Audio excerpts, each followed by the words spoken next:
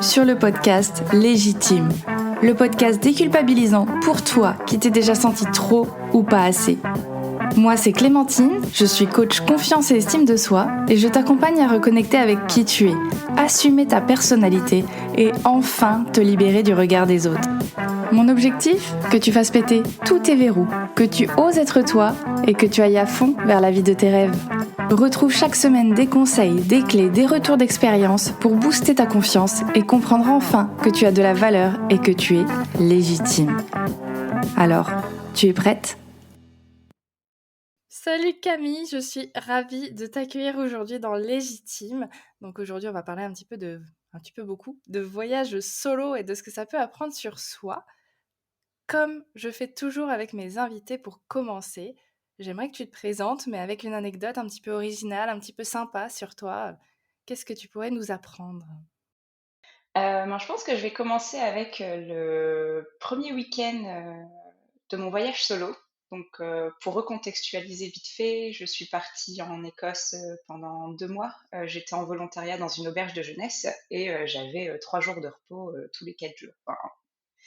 Et je suis quelqu'un de très très organisé. Je planifie absolument tout. Et je me suis dit, pour mon premier week-end libre, je vais partir en totale improvisation. Donc du coup, j'ai commencé en faisant de l'autostop pour la première fois de ma vie. J'ai rejoint Inverness, la ville la plus proche. Je suis allée à la gare. J'ai pris le premier train qui partait de la gare. Je me suis retrouvée dans une petite ville, Plockton, qui était décrite dans le guide du routard comme un super petit village, trop mignon, tout ça, tout ça. Sauf que on était hors saison et je me suis retrouvée dans un village où tout était fermé un dimanche, sans endroit où dormir. Et donc du coup, je me suis beaucoup challengée. J'ai été voir les habitants et j'ai croisé quelqu'un sur un bateau qui m'a emmené de B&B en auberge pour m'aider à trouver un logement pour la nuit. Et une auberge de jeunesse a bien voulu m'accueillir pour la nuit. Ils ont ouvert juste pour moi. J'étais toute seule dans l'établissement, mais c'était voilà, c'est un peu le reflet de l'accueil écossais et ça m'a appris aussi à se dire allez hop, on peut toujours s'en sortir et il faut aussi savoir demander un peu d'aide. Déjà, première leçon, ça fait 2 minutes qu'on parle et on apprend déjà le lâcher-prise sur quelqu'un qui visiblement a un souci du contrôle. Exactement. Et voilà, le fait de demander de l'aide, ça peut être parfois très utile quand on se retrouve dans des situations où soit on finit dehors dans le froid, soit on se laisse aider et on se laisse porter par le courant. Trop bien, trop bien, trop Tout bien. à fait. Ça montre déjà un peu l'expérience solo, ce que ça peut donner très très rapidement, du coup. Hein. Si c'est le premier week-end, ça n'a pas traîné. Trop bien. Bah écoute, merci pour cette petite anecdote. Ça en dit déjà beaucoup sur toi. Non, après, voilà, donc c'était ton premier voyage solo, hein, c'est bien ça? En fait, pas vraiment. J'avais déjà fait un voyage solo, mais il y a très longtemps, quand j'avais 22 ans. Mais c'était dans un contexte assez différent. C'était suite voilà, à une rupture pas très cool, où j'étais partie toute seule à Barcelone pendant une semaine. C'était mon premier voyage aussi sans mes parents, mon premier voyage à l'étranger. Et ça m'avait un peu ouvert les yeux sur ma passion pour le voyage. C'est un peu là que tout a démarré. C'est mon premier voyage solo qui a un peu enclenché la machine sur ma passion. Ok, ça marche. Ouais, donc t'en avais déjà fait un, mais voilà, dans un contexte un petit peu particulier. Là, du coup, qu'est-ce qui a motivé ton envie de faire ce voyage? Et est-ce que tu avais des appréhensions quand même, malgré tout, de le faire, ce voyage, comme c'était dans un contexte où peut-être, justement, il n'y avait pas de rupture, il n'y avait pas de trucs compliqués? C'était quoi ton état d'esprit, en fait, pour ce voyage?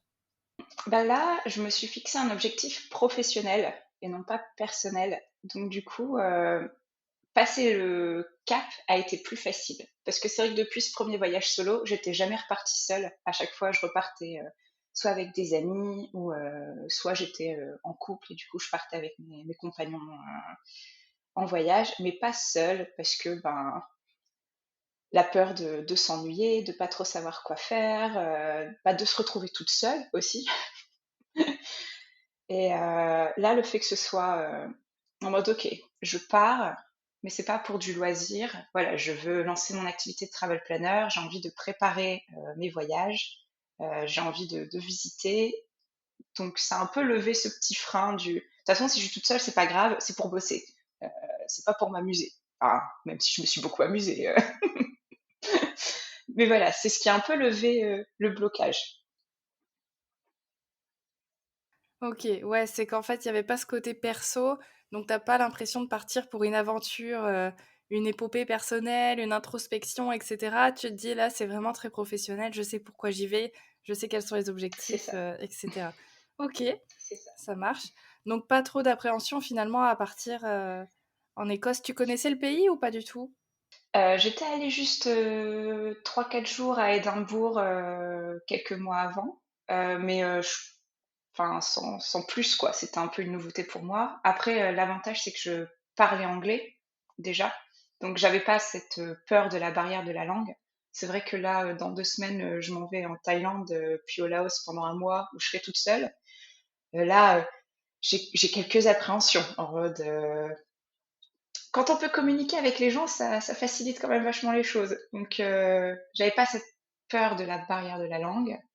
Non, ma peur, c'était est-ce que mes proches vont me manquer? Est-ce que je vais pouvoir créer du lien avec les gens sur place? Toujours ce petit truc de j'aime pas trop rester toute seule. Moi, je suis un être très sociable, donc voilà. Ouais, c'est bien de partir toute seule, mais c'est bien si j'arrive à trouver des gens rapidement pour connecter, ok, ça marche. C'est ça.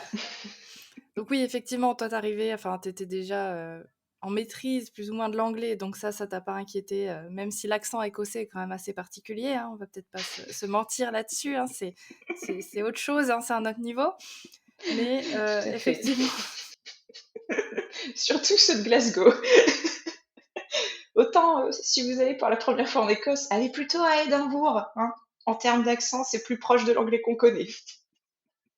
ouais, parce que ça, c'est assez terrible. Enfin, moi, je sais que j'étais partie en Erasmus en Irlande, donc c'est pareil, enfin, l'accent là-bas est assez prononcé aussi. J'ai fait répéter une femme 3 4 fois pour le mot mayonnaise parce que je comprenais pas ce qu'elle essayait de me dire, hein. Elle a dû me le montrer, hein, pour que je finisse par comprendre. Moment de solitude de l'extrême quand elle était là, genre: «Ah! Ah oui, pardon, oui, oui, je veux bien, merci». Ah, mayonnaise. Donc voilà, les aléas, effectivement, même quand on maîtrise l'anglais, c'est pas toujours évident, mais bon, on s'en sort. Donc pour la Thaïlande, ça, effectivement, ça sera un petit peu plus complexe, en tout cas pour parler thaïlandais, j'imagine, sauf si tu as appris quelques notions entre-temps, mais Absolument pas. Non, j'apprendrai sur place. Généralement, quand je vais à l'étranger, j'apprends à dire bonjour, merci, au revoir et je voudrais une bière, s'il vous plaît. Voilà, c'est ma base. après la première bière, après ça va mieux, on arrive mieux à parler n'importe quelle langue. dans tout- Ça délie tout. Super, ok. Donc tu as donc ce voyage en Écosse que tu as fait toute seule, et là donc tu prépares un tour du monde, hein, c'est bien ça, en solo, plus ou moins. Mi-solo, mi-pas solo. Mais oui, du coup, là, je vais partir en tour du monde. Mes projets ont un peu changé. J'étais censée partir 9 mois, je pars 5 mois. Et oui, non, ben, du coup, le départ, bah, je pense qu'au moment où le podcast sort, je serai partie. Là, c'est pour début octobre.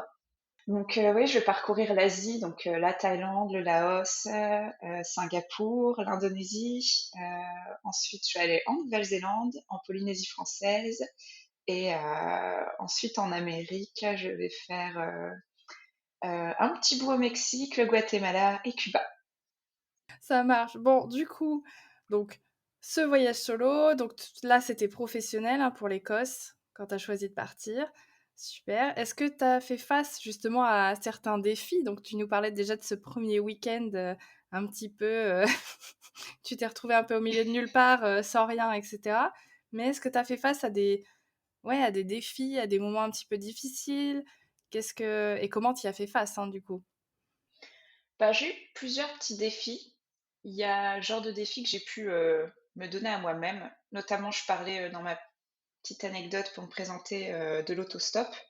C'est quelque chose que j'avais jamais fait dans ma vie. Et l'Écosse, c'est un pays très très safe.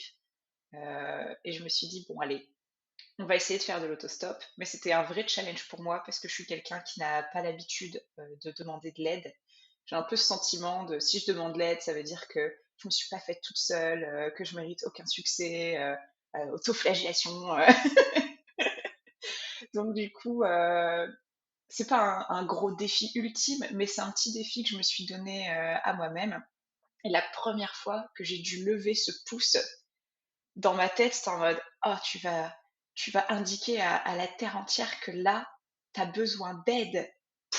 Non mais voilà, donc j'ai réussi ce petit challenge. Je me suis même mise à faire de l'autostop régulièrement pour économiser le bus parce que le bus il coûte super cher en Écosse. Euh, et bah, j'étais quand même fière de moi de réussir à dépasser cette appréhension, cette peur du rejet en mode oh là là, si les gens ils me prennent pas sur le bord de la route, c'est parce qu'ils me rejettent, mais pas du tout. Voilà, c'est juste une route où les gens ils roulent à 100 km/h et il n'y a pas d'endroit où s'arrêter. Donc c'est normal que personne ne s'arrête, Camille. Voilà. C'est juste une question de sécurité, en fait. Exactement. Donc voilà, c'était pas un moment difficile dans ma vie, mais c'était un petit défi que j'avais envie de me lancer. Et après, bah, j'ai appris à essayer de garder cet esprit, un mindset très positif. Mon petit exemple, c'est par exemple, je suis allée sur l'île de Mull avec mon compagnon écossais, du coup. Et on avait tout un programme pour la journée en mode oui, on va aller dans cette ville qui est super jolie, puis après on va aller sur cette plage paradisiaque, et puis voilà, voilà, voilà. Et juste avant d'arriver au village, le pneu crève. Et là, bah, t'as deux façons de continuer ta journée. C'est en mode ah mais non, mais ça va pas, de toute façon ça va jamais, blablabla, oh non, non, la journée est foutue, comment on va faire? Ou alors, tu te dis, bon, au moins on est arrivé jusqu'à ce village très mignon, donc on va appeler de l'aide, les assurances, on va voir concrètement sur quoi on peut agir, sur quoi on peut pas agir, et dès qu'on a pu agir sur ce qu'on pouvait agir, c'est-à-dire ben, appeler un dépanneur qui allait venir seulement 5 heures plus tard parce qu'on était sur une île, donc ça ne facilite pas les interventions de réparation de pneus, et, euh, et on a juste décidé de profiter de notre journée. Et en fait, bon, on n'a pas pu faire les plages paradisiaques, etc. Mais on a visité le village, on a pris plus notre temps. Moi, j'ai pris, pour la première fois de ma vie, j'ai acheté une glace 3 boules que j'ai savourée sur une petite plage dans ce village. Je me suis dit, allez, Camille, tu vas prendre soin de toi. Tu prends toujours les glaces 1 boule, parfois 2 boules. Là, tu vas prendre les glaces 3 boules pour la première fois de ta vie. T'es une ouf, t'es une ouf. Une rebelle, une rebelle. Donc voilà, ce pneu crevé, on aurait pu se dire ah la journée est foutue et s'apitoyer sur notre sort. Et ben voilà, on a juste choisi de se dire on est dans un super bel endroit. Bon, on est coincé, mais il y a de pires endroits pour être coincé et on va juste profiter de notre journée et on verra plus tard pour ce pneu crevé. Attends, t'as quand même relevé un défi de taille qui est la glace 3 boules. Ah oui, non, mais s'octroyer la glace 3 boules, c'est pas évident.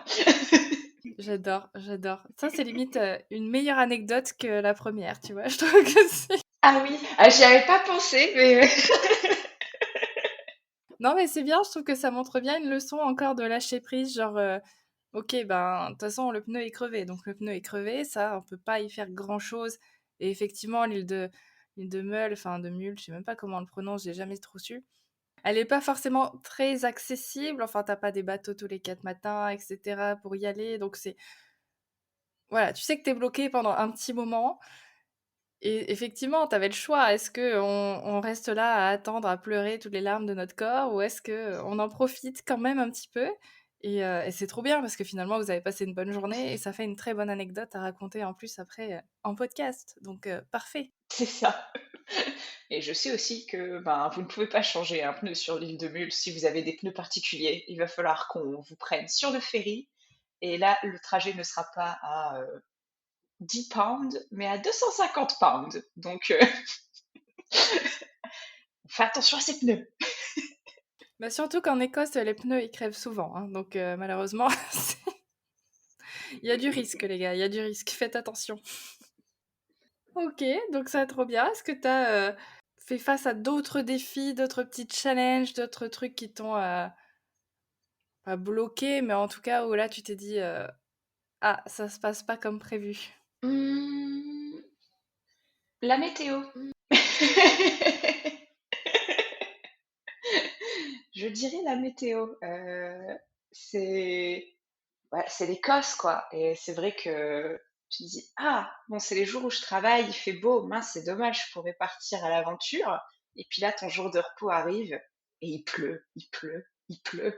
Et tu peux te dire, ah, oh, fait chier, je vais juste pas, tant pis, je pars pas, je reste ici. Ou alors tu te dis, bon, j'ai un kawaii, ça va aller. Oui, non, il y avait ça. Je suis quand même fière de me dire que je me suis pas laissée aller, même s'il pleuvait. J'ai aussi eu je me suis tordu la cheville sur l'île de Skye. En plus, j'étais à vélo toute la journée, donc ça n'a aucun sens. J'avais loué un vélo électrique parce que j'étais sans voiture. Du coup, j'ai pédalé un peu toute la journée et à un moment donné, il y avait une petite cascade à voir sur la route. Donc, je me suis arrêtée, j'ai garé mon vélo et là, j'ai marché 100 mètres dans le parking et il y avait juste un caillou. C'était même pas genre un chemin de randonnée hyper galère, c'était juste un parking et il y avait un caillou. Et là, je me suis tordu la cheville. Et là, j'ai eu bien bien mal. Et j'étais en mode, oh non, ma journée est foutue, comment je vais faire? Enfin, mon moyen de locomotion principal, c'est mes jambes, c'est mes pieds, quoi. Comment? Mais bon, après m'être apitoyée pendant 5 minutes sur mon sort, je me suis dit, bon, aujourd'hui, tu es en vélo, ça va aller. Donc, trouve de la glace, trouver de la glace sur un petit café sur la route. Et du coup, j'ai refait le reste à vélo. Le soir, j'ai bandé ma cheville en priant pour que ça aille mieux le lendemain. Le lendemain, je sentais toujours ma cheville, mais en même temps, j'avais envie d'explorer. Donc, je me suis dit, ça va se réchauffer, tu sentiras plus rien après. Donc, du coup, j'ai fait toute ma journée. Et j'ai même j'étais voir le Old Man of Store avec, du coup, une cheville tordue. Et j'étais lestée avec 1,5 litre de bière dans mon sac parce que j'avais eu la très bonne idée de me dire, ah, mais ici, il y a la brasserie de l'île de Skye, donc ce serait cool que je ramène deux, trois trucs avec moi. Et du coup, j'avais 3 bouteilles de bière dans le sac, une cheville moyennement fonctionnelle, et je me suis dit, allez, je pars en rando. Excellente idée. À ne pas reproduire chez vous. Donc oui, non, je me suis rendu compte que je pouvais être hyper résiliente et il n'y a pas de... Tous les défis sont surmontables, il faut juste y aller petit pas par petit pas. Aller faire une rando sur un truc pas forcément très évident avec une cheville foulée, c'est un petit pas. Un petit pas. Puis 1000 petits pas même. Non, mais voilà, enfin...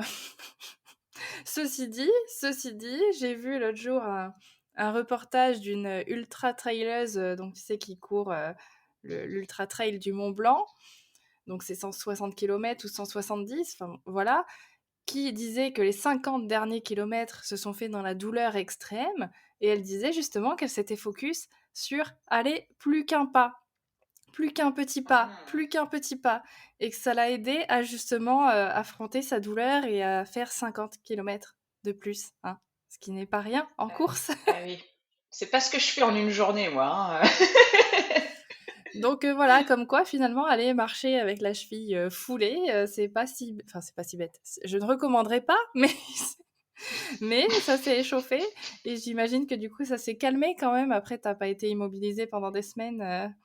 Non, non, non, ça allait, c'était une entorse. Je me suis pas cassé quelque chose, donc j'ai juste acheté une sorte de chaussette de contention pour m'aider la nuit. Et puis, bon, ça a été. Bon, je dis pas que ça a quand même mis 10 jours à ce que ma cheville redevienne, reprenne sa taille habituelle, mais il y a eu pire, il y a eu pire.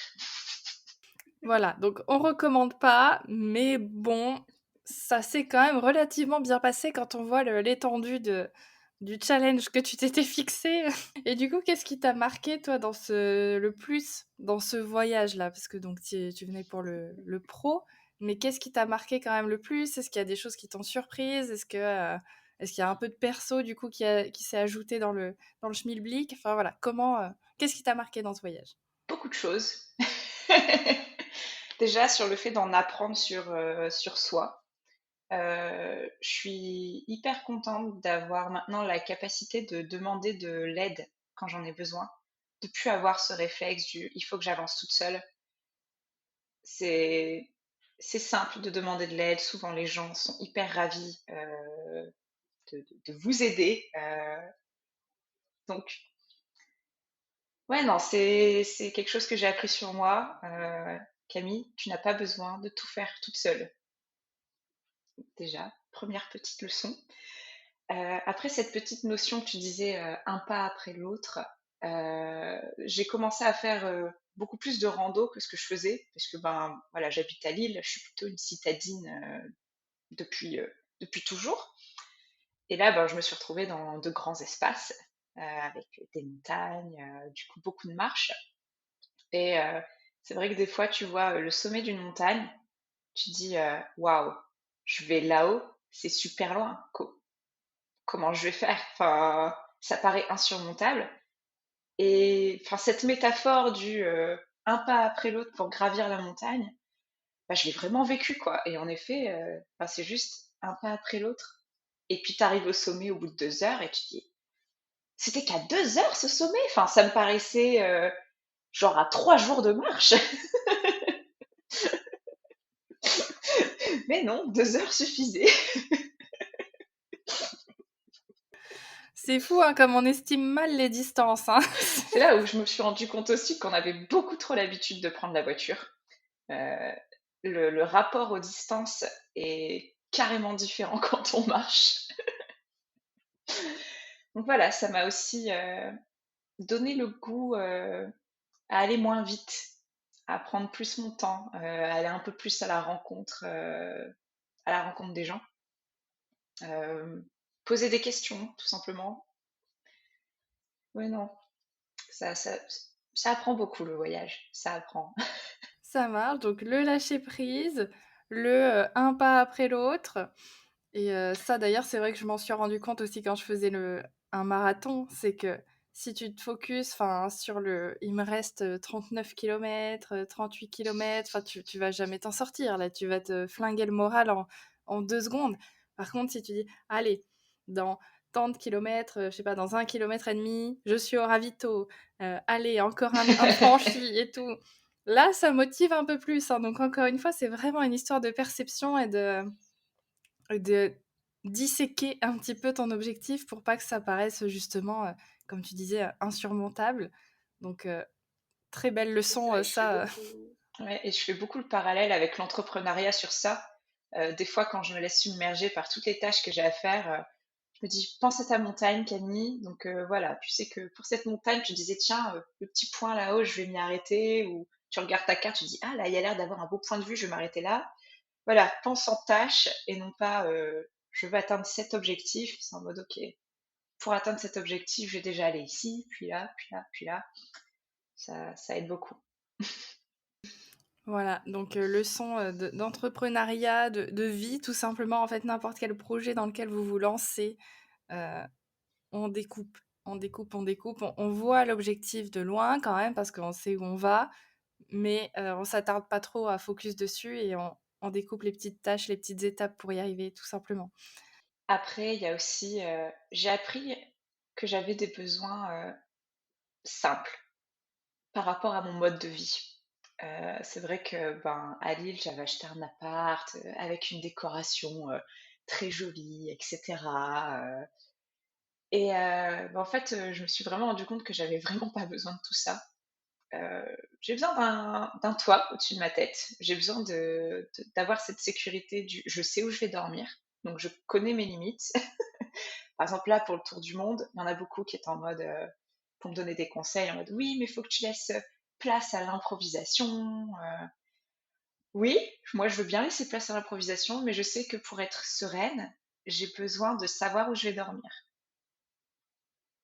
Et c'est bien de savoir ce dont on a besoin pour avancer sereinement sur n'importe quel sujet, j'imagine. Mais là, voilà, je me suis rendu compte que j'ai pas besoin de trucs hyper fancy, enfin sophistiqués ou autres. J'ai besoin d'un toit sur la tête et, euh, et j'ai besoin de fromage. Non, j'avoue que la bouffe française m'a quand même un peu manqué, mais c'est pas indispensable. C'est voilà, ça manque, mais bon, tu peux passer au-dessus de ça. Tu as reconnu tes besoins, tes limites, tu sais jusqu'où tu es prête à aller et jusqu'où tu peux être résiliente et te mettre en danger, entre guillemets, hein, je dis bien entre guillemets. En tout cas, tu sais que voilà, il y a des choses où tu es prête à prendre le risque et d'autres choses où non, ça par contre, j'ai besoin de cette sécurité-là pour pouvoir être sereine dans mon voyage et profiter en fait du reste. Du reste. C'est ça, c'est ça, c'est ça. Et oui, tu me demandais si ça avait changé des choses aussi côté perso. Toute ma vie a un peu été chamboulée après ce voyage. Euh, du coup, là, je vais revoir totalement mon mode de vie. Donc, j'étais vraiment sédentaire à vivre sur une île. Là, mon objectif, c'est plutôt de me baser la moitié de l'année quelque part. Je pense sans doute que ce sera l'Écosse parce que j'ai fini par rencontrer quelqu'un là-bas. Donc voilà, je pense que ce sera 6 mois en Écosse et 6 mois de voyage à travers le monde que j'aimerais bien faire plus en mode slow tourisme. C'est vrai que là, pour mon tour du monde, je vais un peu courir autour du globe. L'idée, c'est de pouvoir vivre l'immersion que j'ai vécue en Écosse, mais dans d'autres pays. Ok, donc rester peut-être plusieurs mois dans un même pays ou ouais, plusieurs mois dans un même C'est pays ça. pour avoir le temps de profiter justement d'apprendre la vie clairement de ce pays, comment ça se passe, comment ça se passe une journée limite classique dans ce pays-là et tester un petit peu les coutumes, la culture. Ok, trop bien. Et tu sais déjà un petit peu quel pays t'aurais envie de tenter comme ça? Le monde est vaste. En vrai, là, j'ai envie de te sortir une liste de 15 pays, donc j'ai envie de répondre dans un premier temps des pays pas trop chers en termes de niveau de vie. Euh, je ferai peut-être pas l'Europe tout de suite, du coup. Je sais pas encore te dire un pays précis. Il y en a plein que j'ai envie de visiter, mais je pense que je ferai sans doute des pays en Amérique latine. Ça marche. Très bien. Donc, bon, c'est encore dans les projets, évidemment, hein. D'abord, il y a le tour du monde, etc. Mais, ok, peut-être l'Amérique latine après, pour voir un petit peu tester la culture C'est ça. du pays, des pays. Puis comme ça, j'apprendrai l'espagnol et peut-être même le portugais. Una cerveza, por favor. On a salvé ça, por favor. Exactement. Merci du tuyau. Ça, c'est fait, c'est réglé. Tu es prête, tu peux y aller maintenant. Exactement. Ok, trop bien. Donc, beau projet quand même pour la suite. Donc, on part de l'île, petite vie citadine, assez sédentaire. Et puis là, finalement, ça va être un peu installé en Écosse pendant 6 mois. Et puis après, bouger à travers le monde les 6 mois suivants. C'est plutôt pas mal, c'est plutôt sympa comme rythme. Du coup, l'Écosse a été adoptée, hein, visiblement. Dans ouais, tous les sens du terme. Même s'ils n'ont pas de fromage comme nous, visiblement, il y a des avantages quand même certains à ce pays. Non, mais ce qui est magnifique avec l'Écosse, c'est, enfin, même si Inverness, c'est une ville, bon, c'est une petite ville, hein, en fait, à moins d'une demi-heure de route ou 1 heure de route, t'as des montagnes, t'as la mer, t'as des lochs, si on aime la nature et qu'on aime l'outdoor, c'est vraiment l'idéal. Et il y a aussi une culture très différente par rapport à la France. Ça, c'est quelque chose que j'ai noté en restant plus longtemps sur place, parce qu'en fait, quand tu passes juste 2-3 jours quelque part, tu t'en rends pas forcément compte. Je suis retournée en Écosse ensuite, donc je suis un peu restée 5 mois en Écosse. Pendant ces 5 mois, j'ai pas subi une seule fois d'harcèlement de rue, par exemple. Ok, trop bien. Et ça, c'est un truc qui m'a vraiment marqué en mode ah, les Français, on est quand même un peu des pervers, quoi. C'est triste à dire, mais quand j'ai fait ce volontariat dans l'auberge de jeunesse, c'est la première fois que sur un lieu de travail, j'ai subi ni sexisme, ni misogynie, ni harcèlement sexuel. Je me suis rendu compte que dans tous les jobs que j'avais pu faire en France, il y avait toujours un patron ou un collègue qui a des regards un peu libidineux, des remarques tendancieuses, ou juste aucun respect pour moi en tant que professionnelle parce que je suis une femme.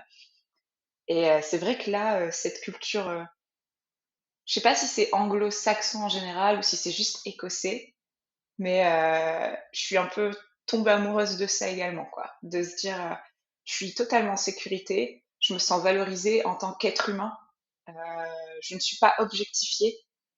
Et non, non, franchement, c'est quelque chose qui a été très révélateur pour moi. Ouais, bah c'est vrai que ça doit être assez appréciable hein, de plus trop se poser de questions, du coup, enfin de savoir que bah, t'es un être humain parmi les êtres humains et tout le monde. Enfin voilà, il n'y a rien à dire de plus, il n'y a pas besoin de dénigrer, il n'y a pas besoin d'être, comme tu dis, un petit peu pervers sur les bords, etc. On peut vivre en bonne intelligence, tout simplement. Et c'est Exactement. vrai que ça m'avait fait ça aussi au Canada, où pareil, tout le monde s'habille comme il veut, enfin tout le monde s'en fout, tout le monde. Enfin, voilà, il n'y a pas ce genre de, il y a pas ce genre de remarques en fait. Et c'est vrai que c'est assez surprenant quand tu le vis parce que tu te dis ah ouais, donc c'est possible en fait de vivre tranquillement et de pas être inquiète de porter telle ou telle fringue parce que peut-être on va venir me faire chier avec ça quoi. C'est ça. Et ça, on peut le vivre vraiment que quand on reste longtemps dans un endroit. Et quand on baigne dedans, enfin, je me suis rendu compte à quel point je baignais dans cette culture, je vais pas dire culture du viol, mais enfin, c'est c'est un peu lourd là, mais voilà, c'est cette culture où je pensais qu'on était très progressiste sur les conditions de la femme en France, même s'il y a toujours des progrès à faire. Et je me suis rendu compte que au fin fond, euh, au fin fond de l'Écosse, en plein milieu de la campagne, ils sont beaucoup plus progressistes que les gens intellectuels que je peux rencontrer en ville. Ouais, ouais, ouais. Bah, il y a peut-être pas non plus la même histoire, la même. Enfin voilà, nous ça fait un petit moment finalement. Enfin ça fait des années et des années que c'est comme ça et que la femme est placée pas forcément à un rôle très comment dire très louable, très. Tu seras une poule pondeuse. Donc c'est vrai que le temps que ça... On peut être progressiste, hein, mais ça prend du temps, je pense. Là, ça prend énormément de temps, peut-être par rapport à des endroits où, bah, je sais pas, peut-être qu'ils se sont jamais vraiment trop posé la question, ou ça sera à creuser. Tu iras te renseigner là-dessus. Tu nous feras un reportage sur l'Écosse et le rapport aux femmes, etc. Non, mais du coup, ça aide aussi à revoir ses propres limites, parce qu'il y avait des choses que je tolérais avant, parce que pour moi, c'était normal, tout le monde le fait, donc c'est normal, donc je vais tolérer ce comportement. Aujourd'hui, il y a des choses que je ne vais plus tolérer parce que j'ai vu que c'était tout à fait possible de faire autrement et que c'est aux autres, parfois, de se remettre en question. Effectivement. Ouais, ça ouvre d'autres perspectives justement sur ouais, ce que tu es capable d'accepter, enfin ce que tu peux accepter ou pas, parce qu'en fait, comme tu dis, il y a d'autres manières de faire, d'autres manières de dire, et c'est pas pour ça que ça peut pas fonctionner non plus. Donc, trop bien, trop trop bien. Bah, justement, je voulais te demander, toi, ce voyage, est-ce que ça t'a rendu différentes? Enfin, est-ce que ça t'a changé un petit peu? Est-ce que ça a changé tes perspectives, sur le monde en général? Du coup, j'ai l'impression que ça a quand même changé, des choses par rapport à ça déjà, par rapport à tes limites et cetera. Par rapport peut-être aussi à ton lâcher prise et cetera. Est-ce qu'il y a d'autres choses où tu sens que tu as changé de vision? Bah, j'étais déjà quelqu'un qui avait une belle ouverture d'esprit. Moi, j'ai toujours été très curieuse de nature. Moi, j'aime apprendre, j'aime découvrir. Euh, donc non, ça m'a juste, on va dire, confortée dans mes choix de vie. Bon, j'ai un peu chamboulé totalement ma vie. Comme je dis, là, je vends mon appart, je vais changer mon mode de vie pour être en mode plus saisonnier et nomade. Euh, mais oui, non, ça me donne juste envie de continuer sur cette voie. Et aussi, petite chose que j'ajoute. Moi, je suis quelqu'un de profondément gentil, de nature. Et c'est vrai que ben, en France, c'est un peu vu comme une tare, la gentillesse. Je sais qu'on m'a dit, ah, mais Camille, t'es trop gentille, ou t'es une bonne poire, ou voilà. Et c'est vrai que je me suis dit, ah ben, ah, ils ont raison, faut que je devienne un peu plus bitch, parfois.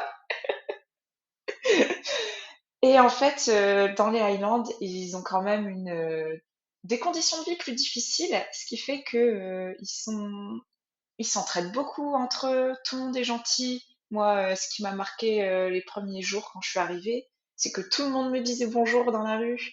Même les gens qui passaient en voiture me disaient bonjour. Et du coup, ben, j'ai décidé d'embrasser totalement mon côté bisounours. Euh, et de ne plus voir la gentillesse comme une tare. Voilà, j'ai envie d'avoir de bonnes ondes, de partager mes bonnes ondes. Et, et voilà, je vais continuer à être gentille et je vais même redoubler d'efforts pour être gentille. Et en fait, ça peut provoquer de belles choses. Genre, là, de revenir en France depuis quelques jours, juste dans la rue, bah, je souris aux gens et je leur dis bonjour. Et les gens, ils sont d'abord un peu surpris, mais après, ben, ils sourient, alors que 2 minutes avant, ils faisaient la gueule. Et voilà, je me dis, soyons gentils. Finalement, c'est pas si mal d'être gentil, ça a ses avantages.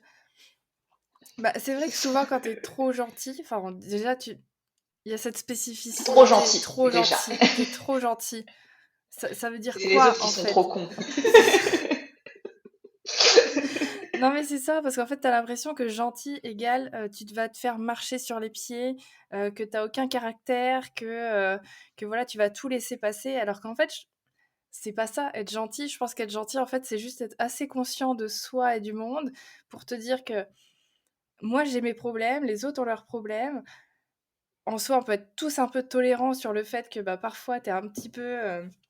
T'es pas forcément dans le mood parce que justement, t'as tes propres problématiques, etc. Mais que justement, euh, c'est bien d'être un peu bienveillant envers soi-même, qu'on peut avoir cette compréhension et de se dire bah, si je suis un peu sympa avec les autres, moi je pars de ce principe que si t'es un peu sympa avec les autres, ça va te le rendre à un moment donné, la vie va te le rendre un petit peu, genre, ou en tout cas, ça va faire une espèce de truc en chaîne, de réaction en chaîne où, tiens, comme t'as dit merci à telle personne, elle a été surprise, ou voilà, comme t'as souri dans la rue, elle a été surprise, mais elle va le faire à son tour.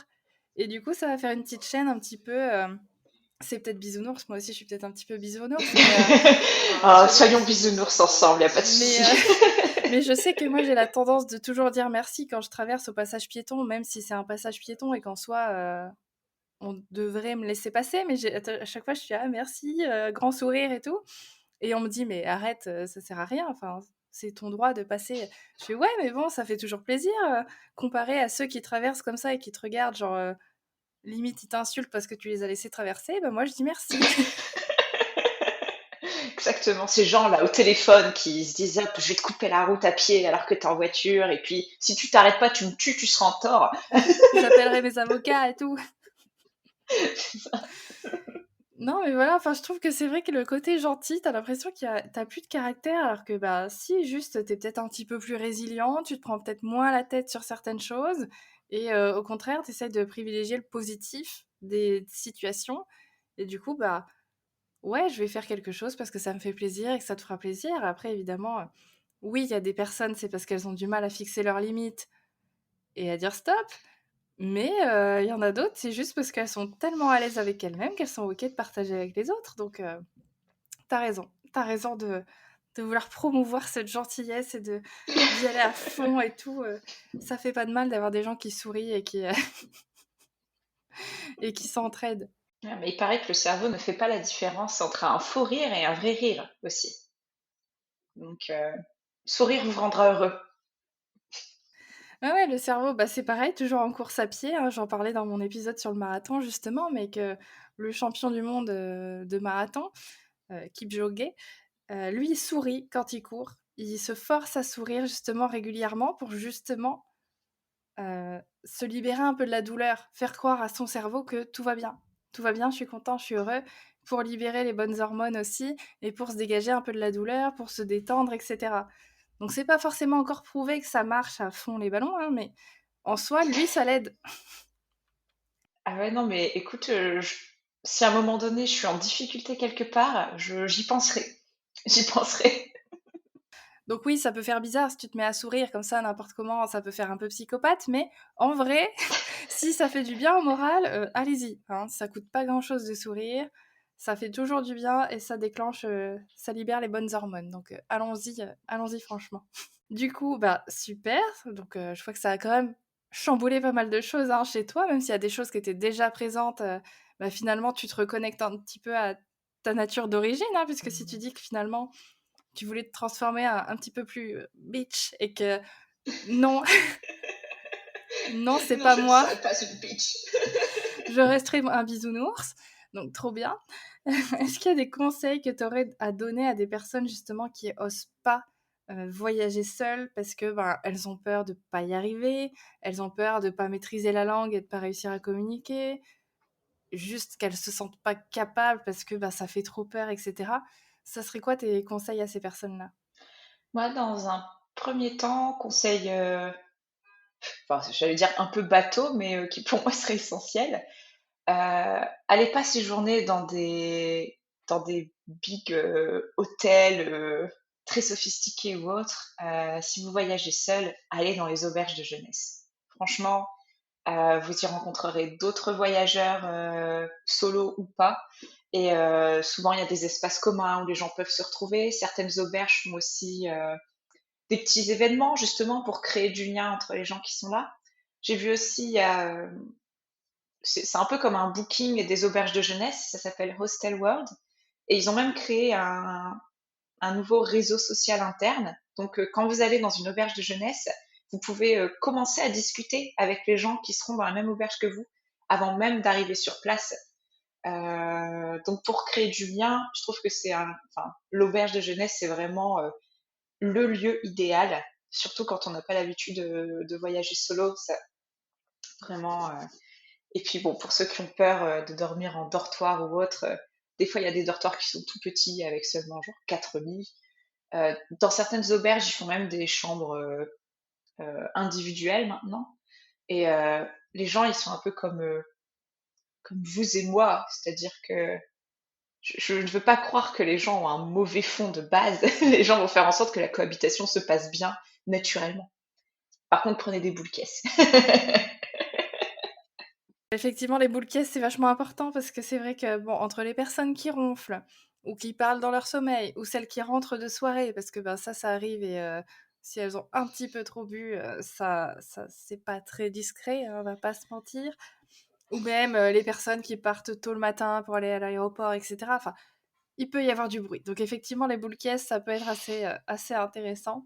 Et comme tu dis, oui, tu as des dortoirs de 4 personnes. En plus, tu peux choisir très souvent d'aller dans un dortoir de femmes, par exemple.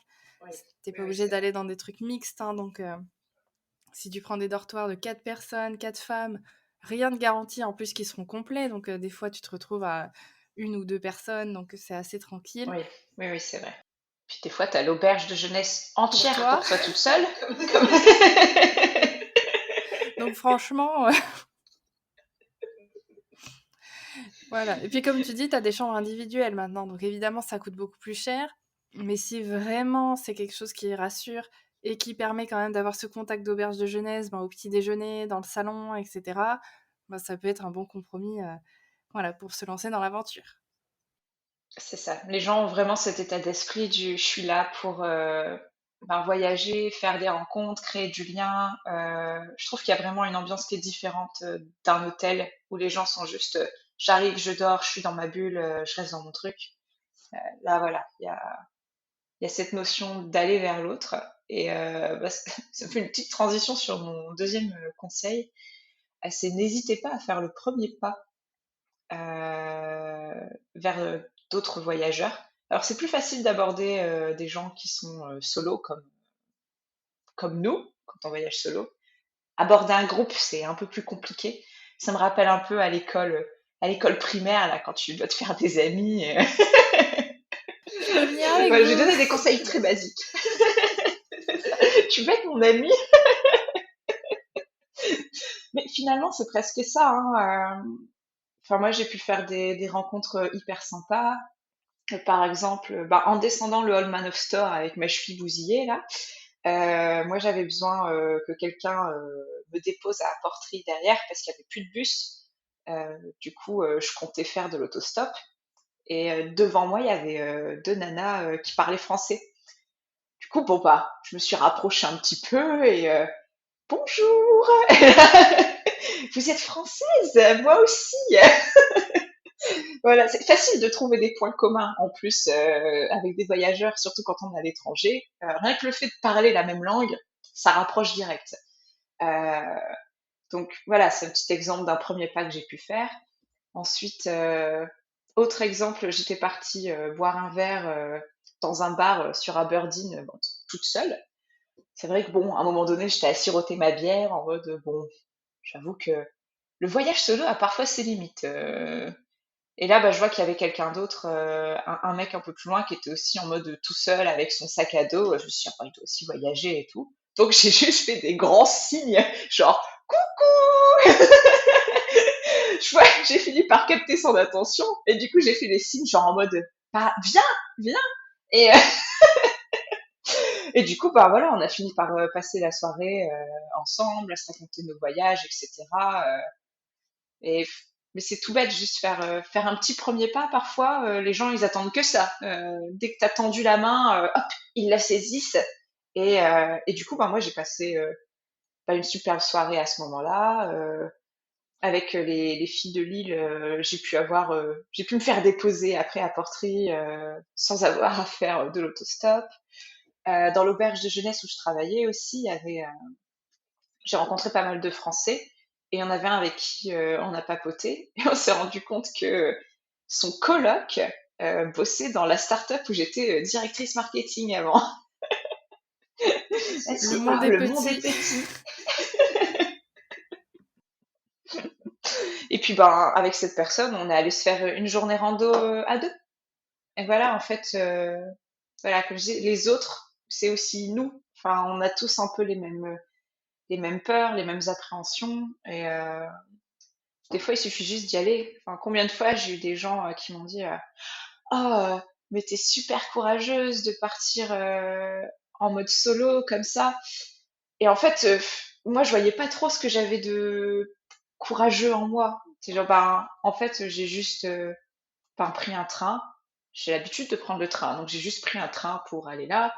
Là, je suis hébergée, donc j'ai pas, enfin, il y a rien de courageux là-dedans, quoi. Juste, je fais le ménage, je tiens le bar dans l'auberge et en échange j'ai un toit sur la tête. Il y a rien de courageux là-dedans. Enfin, voilà, c'est juste prendre les choses par petites étapes, s'ouvrir aux autres et tout ira bien. C'est ça. Bah, je pense que enfin, moi, c'était pareil. Quand je suis partie au Canada toute seule, c'est pareil. Mais t'as pas peur, mais tu vas être toute seule, mais t'as des trucs de prévus sur place, tu sais où tu vas et tout. Non, mais en fait, c'est un petit peu comme toi, en fait. Je sais ce dont j'ai besoin pour créer ma propre sécurité, en fait. Donc, du coup, bah oui, je sais où j'atterris. J'avais prévu ma première auberge de jeunesse pendant une semaine pour avoir le temps de chercher une coloc sur place. Auberge de jeunesse, justement, pour créer du lien, discuter un peu, pas être toute seule non plus. Parce que, comme tu dis, bah, voilà, tu vois des personnes qui sont toutes seules, on est tous dans la même situation, bon, bah, tu vas faire un premier pas et puis tu discutes et puis même si tu maîtrises pas l'anglais ou quoi que ce soit, bah, tu arrives à te faire comprendre. Enfin, maintenant, en plus, il y a plein d'outils quand même pour réussir à communiquer et à traduire donc hop et puis je sais que chercher une coloc, chercher un appart, c'est pas compliqué enfin, c'est pas compliqué. C'est pareil partout, hein, tu vas sur internet, tu cherches, tu prends contact avec des gens, tu, j'étais arrivée à Montréal exprès pour que les gens parlent français, pour que je sois plus confiante aussi. C'était ma petite sécurité supplémentaire pour m'entraîner, on va dire. Et puis voilà, en fait, bah, c'est ça, c'est pas forcément courageux parce que oui, je quitte mon pays, mais en soi, je me recrée ma petite bulle qui va me permettre de me dire bon, bah, je sais quand même où je vais et ce que je fais. Et après, bah, il me faut de l'argent, je cherche un travail, etc. Et comme tu dis, tu vas vers les autres pour créer des liens. Et puis, hop, il y a un espèce d'instinct de survie. Enfin, peut-être pas de survie, mais de... Comme tu dis, on reste des animaux très sociaux. Donc, on a besoin de l'autre.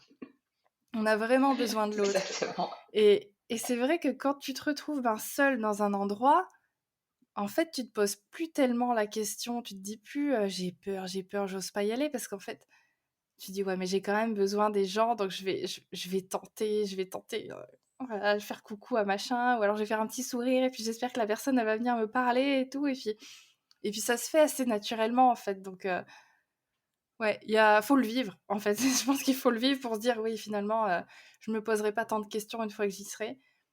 Mais voilà, je pense qu'il faut se connaître et se créer sa petite sécurité. Comme tu dis, toi, tu as besoin de savoir où tu vas loger à chaque fois. Bon, bah voilà, si vous avez besoin de ça pour vous sentir en sécurité et en paix à partir toute seule, nickel. Bah écoute, super. Est-ce que tu aurais un dernier mot à nous dire bah, sur le voyage, sur ce que tu as appris, sur n'importe quoi? Un dernier mot, un mot de la fin sur le voyage solo? Euh, Bah moi, je conseillerais de faire ça au moins une fois dans sa vie, même si c'est pas genre comme là, je suis partie 2 mois, c'est peut-être ça peut faire peur, mais au moins s'octroyer ce moment, une semaine pour soi. Euh, on en apprend beaucoup sur soi-même en voyage solo. On apprend à connaître ses limites, on apprend à se découvrir. Moi, j'ai aussi pu voir ce que j'aimais vraiment faire quand je voyage, parce que enfin, c'est un peu bête, mais quand je partais en voyage en couple ou entre amis, moi j'ai toujours tendance à vouloir faire un peu plaisir aux autres.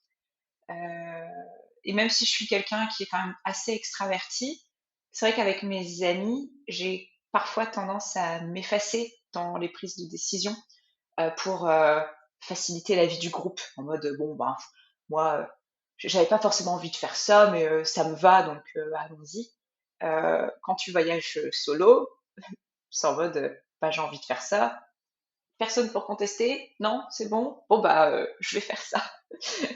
Et, euh, et c'est vrai que de pouvoir juste pendant, là, par exemple, une semaine, faire ce que tu as envie, manger ce que tu veux, dormir où tu veux, aller au rythme que tu veux, c'est, c'est un luxe qu'on pense pas forcément à s'octroyer. Ouais, c'est clair, c'est clair. Comme tu dis, dans les voyages de groupe ou enfin même couple ou amis, c'est vrai que tu as souvent tendance à dire bon bah allez, OK, on va faire ça. Enfin, tu fais des compromis en fait. Et heu et le problème, c'est que des fois, tu as vachement envie de faire quelque chose, mais tu vois bien qu'en face, la personne, elle a aussi vachement envie de faire autre chose. Et heu et si t'as pas envie de te battre, voilà, tu vas peut-être, te faire passer C'est ça. après. Puis, Donc c'est vrai que le voyage solo, ça te permet, ben voilà, c'est moi, c'est que moi, il y a personne qui m'arrête. Si j'ai envie de faire la moitié d'un musée, ben je ferai la moitié d'un musée. Si j'ai exactement. envie de rien faire Exactement. aujourd'hui, ben je ferai rien aujourd'hui. Et j'avais envie de rajouter limite, on n'est pas obligé de partir à l'étranger, hein, pour faire ça.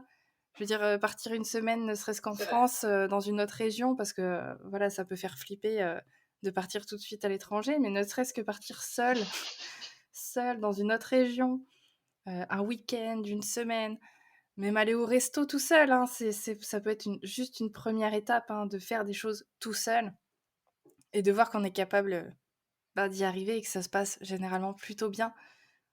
Je pense que ça peut être voilà, de bonnes techniques pour commencer à initier un voyage solo et à prendre le temps de prendre soin de soi, de se connaître soi. Et de se rendre compte qu'on en est capable. Enfin, moi, ça m'a aidé aussi à prendre plus confiance en moi, à dire non mais enfin, entre guillemets, hein, j'ai pas besoin d'un homme dans ma vie, je sais faire ça toute seule. Voilà. Enfin, même si j'ajoute un homme dans ma vie, mais voilà. Ouais, mais c'est du On bonus. choisit pas quelqu'un. Voilà. On peut se dire, ben, par exemple là pour un couple, je le choisis pas par dépit parce que j'ai pas envie d'être seule, je le choisis parce que j'en ai envie et par choix. Euh, Ouais, c'est voilà. J'avais une petite métaphore, je sais pas, je la case là, euh, notamment sur le fait, ben, tu disais là, le fait que tu partes pas avec des amis ou en couple, tu fais exactement ce que tu veux. C'est un peu comme quand tu dois décider ce que tu veux manger à emporter ou dans quel resto tu veux aller. Où tu es toujours en mode ah bah j'aimerais bien aller là, mais toi, qu'est-ce qui te ferait plaisir? Bon ben ok, on va là. C'est une situation qui arrivait tellement souvent dans ma vie, genre on mange quoi ce soir? Bah comme tu veux. Ou on mange où ce soir? Bah comme tu veux. Là, bah c'est comme je veux. c'est ça. Et là, au moins, t'es pas déçu parce qu'en plus, le truc, c'est que quand tu dis comme tu veux, en fait, inconsciemment, tu te rends compte que t'aurais pas aimé enfin, tu voulais pas manger ça et que finalement, quand le choix est fait, tu fais ah ouais, non, j'aurais préféré autre chose. C'est ça. Là, au moins, c'est ton choix, voilà, c'est toi qui l'as voulu, tu sais très bien pourquoi et peu importe l'heure du jour ou de la nuit, voilà, tu manges ce que Exactement. tu veux. Si tu peux manger un fish and chips à 15h30 de l'après-midi, tu vas. Une poutine à 2 heures du matin, tu y vas. Ouf, après quelques verres, ça, non?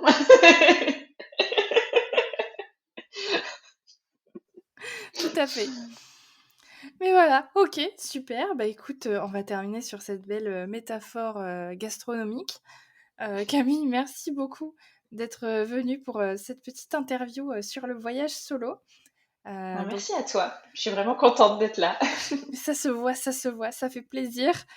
Dans tous les cas, moi, je donne aussi tes contacts, hein, puisque tu as lancé donc ton activité tranquillement de travel planner. Donc, je mets tous tes contacts, Instagram, site internet.